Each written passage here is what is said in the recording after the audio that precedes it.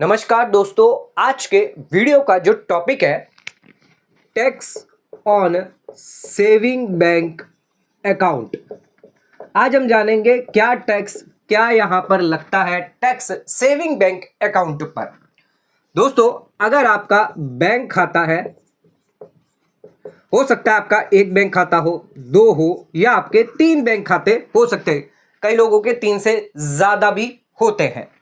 तो आप अपने बैंक यानी सेविंग बैंक खाते से अगर कैश पैसा निकालते हैं तो अलग अलग तरीके से आप पैसा निकाल सकते हैं। पहला, आप कैश काउंटर पर जाकर स्लिप भर सकते हैं, जिसके तहत आप डायरेक्टली कैश निकाल सकते हैं अपने अकाउंट से। इसके अलावा आप चेक के थ्रू भी कैश काउंटर पर जाकर पैसा निकाल सकते हैं। इसके अलावा तीसरा एक और तरीका दिया गया है एटीएम से।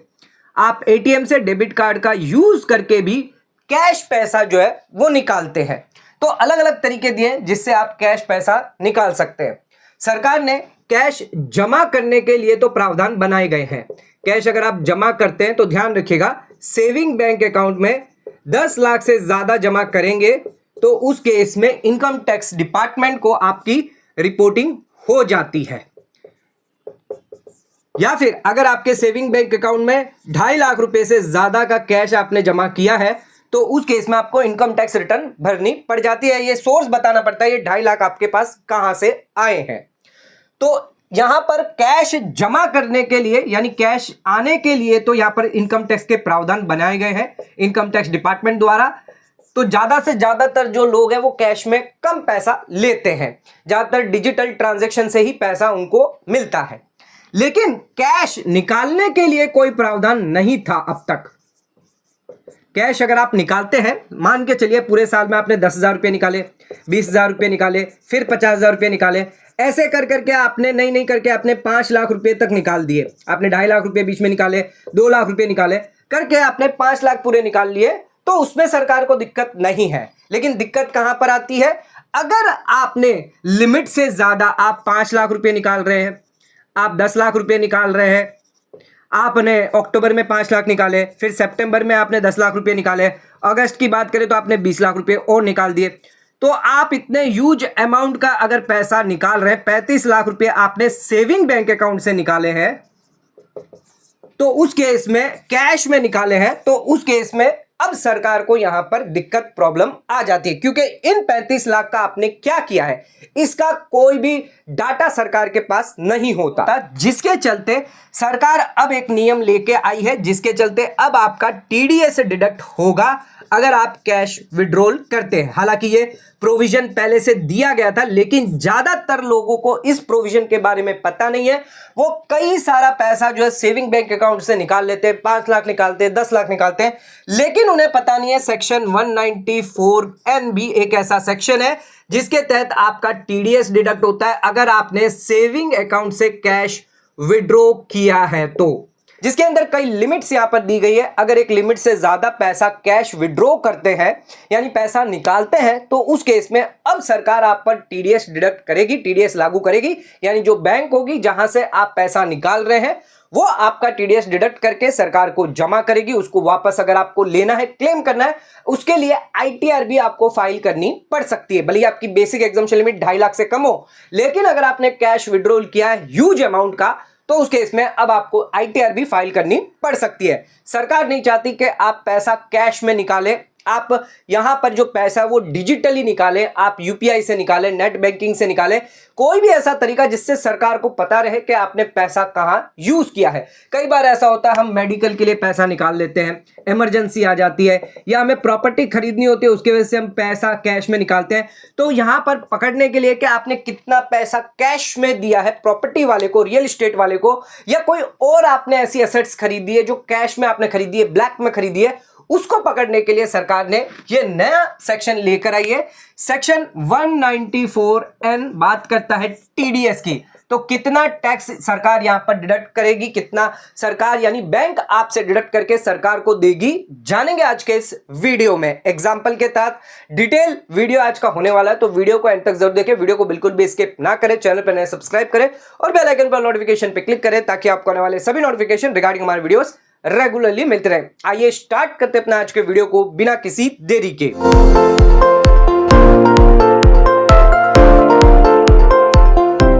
तो आइए स्टार्ट करते अपना आज के वीडियो को और बात करते हैं सेविंग बैंक अकाउंट से पैसा अगर आप निकालते हैं तो कितना टीडीएस आपको लगता है। सेक्शन 194N बात करता है टीडीएस ऑन कैश विड्रॉल के बारे में। यानी अगर आप पैसा निकाल रहे हैं, चाहे एटीएम से निकाले, बैंक काउंटर से निकाले, कहीं से भी अगर आप पैसा निकाल रहे हैं तो उस केस में आपका टीडीएस डिडक्ट होता है। सबसे पहले जानते हैं कौन आपका टीडीएस डिडक्ट करेगा। तो अगर आपने बैंक से निकाला है, पोस्ट ऑफिस हो सकती है, पोस्ट ऑफिस में आपका अकाउंट है वहां से निकाला हो, या फिर कोऑपरेटिव सोसाइटी जो बैंकिंग बिजनेस से जुड़ी हुई है, अगर ये तीन जगह से अगर आपने पैसा कैश जो है वो विड्रॉ किया है, कैश पैसा आपने निकाला है, ध्यान रखिएगा हो सकता है आपका एक अकाउंट हो या एक से ज्यादा अकाउंट क्यों ना हो, सभी अकाउंट को मिलाकर, यानी बैंक के अंदर आपने एक अकाउंट खुलवाया, दो अकाउंट खुलवाया, तीन अकाउंट खुलवाया, ध्यान रखिएगा चाहे आपने सिंगल अमाउंट निकाली हो या एग्रीगेट अमाउंट निकाली हो, यानी आपने एक बार में पैसा निकाला है या टुकड़े टुकड़े करके पैसा निकाला है। लिमिट यहां पर दी गई है 1 करोड़ की। तो 1 करोड़ या तो आपने एक साथ में निकाल दिया, यानी 1 करोड़ से, यानी 1 करोड़ 10 लाख रुपए आपने निकाल दिए, या फिर आपने टुकड़े टुकड़े करके कभी 20 लाख, कभी 30 लाख, कभी 50 लाख, इस तरह करके आपने 1 करोड़ रुपए से ज्यादा यहां पर पैसा निकाला है। 1 करोड़ से ज्यादा होना चाहिए, 1 करोड़ से ज्यादा होना चाहिए। मान चलिए आपने 1 करोड़ 10 लाख रुपए निकाले हैं, तो अब इस पर आपको टीडीएस देना होगा 2%। लेकिन ध्यान रखिएगा 1 करोड़ तक आपको माफ है, 1 करोड़ तक कोई भी टीडीएस नहीं लगेगा। लेकिन 1 करोड़ से ऊपर जो 10 लाख है, तो 10 लाख पर आपको 2% यहां पर टीडीएस लग जाएगा, यानी 20,000 रुपया आपका जो है टीडीएस सरकार को जमा कर देगी, जो भी बैंक है, पोस्ट ऑफिस है या फिर कोऑपरेटिव बैंक जो बैंकिंग बिजनेस से जुड़ी हुई है। तो ये जो 20,000 रुपए सेक्शन 194 के एन के तहत आपका टीडीएस जमा हो जाएगा गवर्नमेंट को, और सरकार जो है आपके 26AS के अंदर रिफ्लेक्ट होगा, या फिर TIS और AIS के अंदर ये रिफ्लेक्ट किया जाएगा। आप रिटर्न जब फाइल करेंगे तब उसका रिफंड जो है वो क्लेम कर पाएंगे। तो रिटर्न फाइल करनी पड़ेगी, भले ही आपकी इनकम जो है वो बिलो बेसिक एग्जम्पशन लिमिट से क्यों ना हो, आपको ITR फाइल करनी पड़ सकती है क्योंकि आपका टीडीएस डिडक्ट हुआ है। तो कई लोग ये गलती कर देते हैं, कैश विड्रॉल कर देते हैं, इतना ज्यादा कर देते हैं जिसकी वजह से उन्हें ITR फाइल करनी पड़ जाती है। तो यहां पर हमने आपको बताया 1 करोड़ की लिमिट दी गई है। 1 करोड़ से ऊपर चाहे आपका सिंगल अमाउंट निकाल रहे हो, 20-20 लाख करके निकाल रहे हो, या एक बार में ही आपने 1 करोड़ 10 लाख रुपए निकाल दिए, तो आपको 1 करोड़ के ऊपर 2% टीडीएस जो रेट है वो लग जाएगी। अब इसमें एक और लिमिट दी गई है 20 लाख रुपए की। वो क्या लिमिट है, आइए इसके बारे में भी जानते हैं। 20 लाख रुपए की भी एक लिमिट दी गई है। कई बार देखा गया है कि 20 लाख से ऊपर अगर आपका कैश विड्रॉल होता है तो उस केस में भी आपका टीडीएस जो है वो डिडक्ट कर लिया जाता है। तो ये 20 लाख की लिमिट क्या है, जबकि लॉ के अंदर 1 करोड़ की लिमिट दी गई है। सबसे पहले बता दें, अगर आपने कंटिन्यूस 3 साल की ITR अगर फाइल नहीं करी है तो उस केस में आपकी जो 1 करोड़ की लिमिट है वो यहां पर एप्लीकेबल नहीं होगी। उस केस में आपकी 20 लाख की लिमिट एप्लीकेबल हो जाएगी, यानी 20 लाख से देखा जाएगा। तो अगर आपने लगातार पिछले 3 सालों की ITR फाइल नहीं करी है और ITR फाइलिंग की जो ड्यू डेट है वो भी एक्सपायर हो चुकी है, तो उस केस में अप टू 20 लाख तक आपको कोई टीडीएस नहीं लगेगा। लेकिन अगर 20 लाख से ऊपर अगर आपने किया है, 20 लाख से लेकर 1 करोड़ के अंदर कैश विड्रॉल किया है, तो उस केस में आपका टीडीएस जो है वो 2% की रेट के हिसाब से डिडक्ट किया जाएगा। और 1 करोड़ से ऊपर होगा तो उस केस में आपका 5% टीडीएस डिडक्ट किया जाएगा। अदरवाइज ये 2% होता, अगर आपने रेगुलर ITR फाइल करी होती तो 2% होता 1 करोड़ के ऊपर। लेकिन क्योंकि आपने रेगुलर ITR फाइल नहीं करी है, इस वजह से 20 लाख से 1 करोड़ के अंदर है तो 2% कटेगा, 1 करोड़ से ज्यादा है तो उस केस में 5% डिडक्ट किया जाएगा। एग्जाम्पल के तौर पर अगर आपने लगातार 3 सालों की ITR फाइल नहीं करी है, आपने 1 करोड़ 10 लाख रुपए जो है कैश विड्रॉ किए हैं, तो यहां पर नॉर्मली अगर आपने रेगुलर ITR फाइल करी होती तो सिर्फ ये 10 लाख रुपए पे आपको 2% टीडीएस लगता, जो होता आपका 20,000 रुपये। लेकिन क्योंकि आपने ITR फाइल नहीं करी है, इस वजह से 20 लाख तक आपको कोई टीडीएस नहीं लगेगा। 20 लाख से 1 करोड़ की बात करें तो 80 लाख पर आपको 2% टीडीएस लग जाएगा, यानी 1,60,000 रुपये। इसके अलावा 10 लाख की बात करें तो यहां पर आपको 5% टीडीएस लगेगा, यानी हो गया आपका 50,000 रुपये। टोटल आपको 2,10,000 टीडीएस डिडक्ट हो जाएगा। ये आपके 26S या AS में दिखाई देगा। तो ध्यान रखिएगा, ITR फाइल करते हैं तो उस केस में 20,000 ही डिडक्ट होगा, लेकिन अगर कंटिन्यूस 3 साल के ITR फाइल नहीं करते तो उस केस में 2,10,000 रुपया आपको टीडीएस आपका डिडक्ट हो जाएगा। इसी के साथ एक नई लिमिट जारी करी गई है बजट 2023 के अंदर, जो है 3 करोड़ की लिमिट। ये 3 करोड़ की लिमिट सिर्फ होगी कोऑपरेटिव सोसाइटी के लिए। अगर आप कोऑपरेटिव सोसाइटी है तो उसके इसमें कैश विड्रॉल करते हैं, बैंक से करते हैं, पोस्ट ऑफिस से करते हैं, कोऑपरेटिव सोसाइटी जो बैंक से जुड़ी हुई है उनसे करते हैं, तो उसके इसमें 3 करोड़ की लिमिट देखी जाएगी, 1 करोड़ की लिमिट यहां पर नहीं देखी जाएगी। तो यहां पर 3 करोड़ से ऊपर होगा, ITR रेगुलर फाइल कर रहे हैं तो उसके इसमें 2% लगेगा। लेकिन अगर ITR फाइल नहीं करी है तो 20 लाख तक तो नील रहेगा, 20 से फिर 3 करोड़ देखा जाएगा, 20 से 3 करोड़ पे 2%, और 3 करोड़ से ज्यादा होगा कोऑपरेटिव सोसाइटी केस में तो 5% टीडीएस डिडक्ट किया जाएगा। तो ये तो पूरा प्रोविजन हमने आपको बता दिया कि कैसे आपका टीडीएस डिडक्ट होगा, कितना % टीडीएस लगेगा। आइए कुछ एग्जांपल देख लेते हैं। आइए आ जाते हैं अब अपने एग्जांपल पे। तो हमने जो एग्जांपल पहले लिया है, यानी यहां पर जितनों ने कैश विड्रॉल किया है, चाहे वो हर्षित हो, प्रणव हो, एबीसी कोऑपरेटिव सोसाइटी हो, वैभव हो या ए लिमिटेड हो, इन्होंने रेगुलर ITR जो वो फाइल करी है, इन्होंने कंटिन्यूअस 3 साल की ITR फाइल करी, ये केस नहीं है। तो यहां पर हमारी जो लिमिट होगी 1 करोड़ की होगी, इन केस नॉर्मल जो इंडिविजुअल्स हैं, कंपनी है, उन लोगों के लिए। लेकिन अगर कोई कोऑपरेटिव सोसाइटी होगी तो उसके लिए 3 करोड़ की लिमिट देखी जाएगी और टीडीएस रेट यहां पर 2% के हिसाब से डिडक्ट किया जाएगा। तो हर्षित प्रणव के केस में 1 करोड़ की लिमिट देखी जाएगी, यहां पर प्रणव के केस में भी 1 करोड़ की, कोऑपरेटिव सोसाइटी है तो यहां पर 3 करोड़ की लिमिट देखी जाएगी, और वैभव और ए लिमिटेड है तो यहां पर भी 1 करोड़ की लिमिट देखी जाएगी। अब बैंक या पोस्ट ऑफिस कोई भी हो, इससे फर्क नहीं पड़ता, चाहे बैंक हो, पोस्ट ऑफिस हो, कोऑपरेटिव बैंक हो, वहां पर लिमिट चेक नहीं की जाएगी। तो हमने यहां पर पहले लिखा है, पहला जो कॉलम है वहां पर पर्सन मेकिंग विड्रॉल, तो ये लोग विड्रॉल कर रहे हैं, बैंक या कोऑपरेटिव सोसाइटी बैंक है वो यहां पर हमने लिखी है, कौन सी डेट को विड्रॉल किया है, तो अलग अलग डेट पे सभी ने विड्रॉ किया और कितना अमाउंट विड्रॉ किया। आइए देखते हैं कितना टीडीएस जो है यहां पर डिडक्ट होगा हर एक केस के अंदर।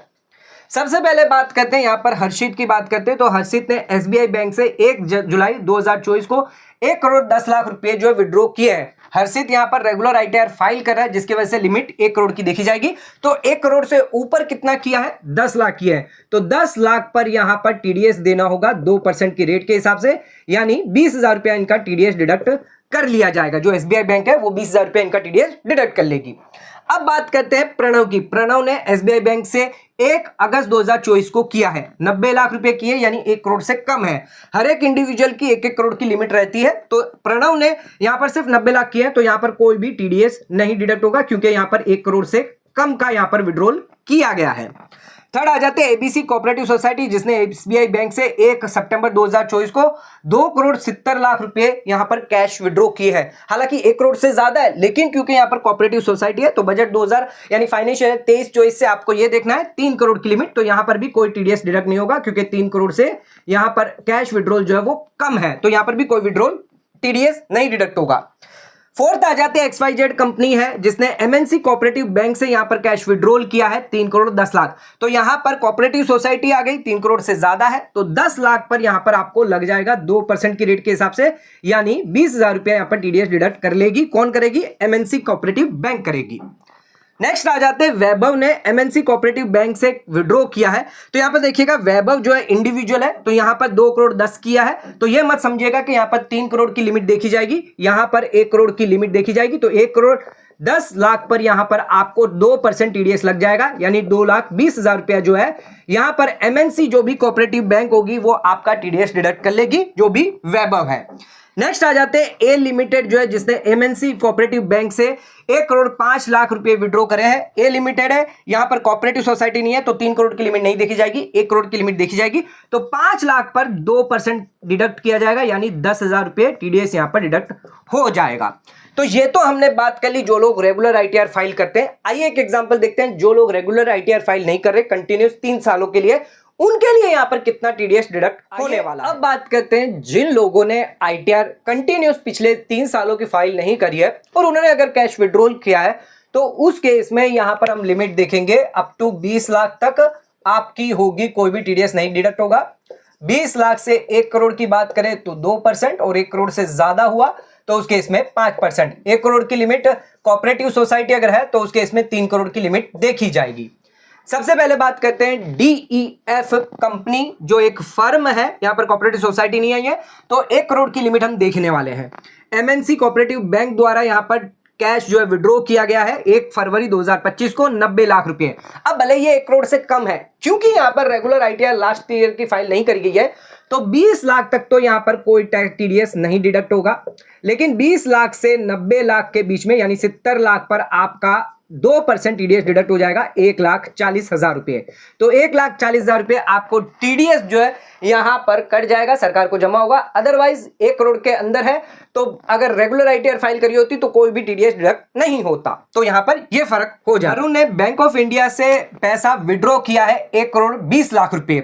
अब यहां पर 1 करोड़ से ज्यादा लिमिट है, लेकिन क्योंकि ITR फाइल नहीं करी गई है तो इसका कैलकुलेशन जो वो चेंज हो जाता है। अदरवाइज 20 लाख पे लगता, लेकिन यहां पर 20 लाख तक कुछ नहीं लगेगा। 20 लाख से 1 करोड़ आपको देखना है, यानी 80 लाख पर यहां पर 2% रेट लग जाएगी। तो 80 लाख पर 2%, 1,60,000 का TDS यहां डिडक्ट होगा, प्लस 20 लाख पर आपको 5% TDS लग जाएगा। 20 लाख पर 5% की बात करें तो 1 लाख का यहां पर हो जाता है, यानी कुल आपका जो TDS है वो डिडक्ट होगा 2,60,000 रुपये।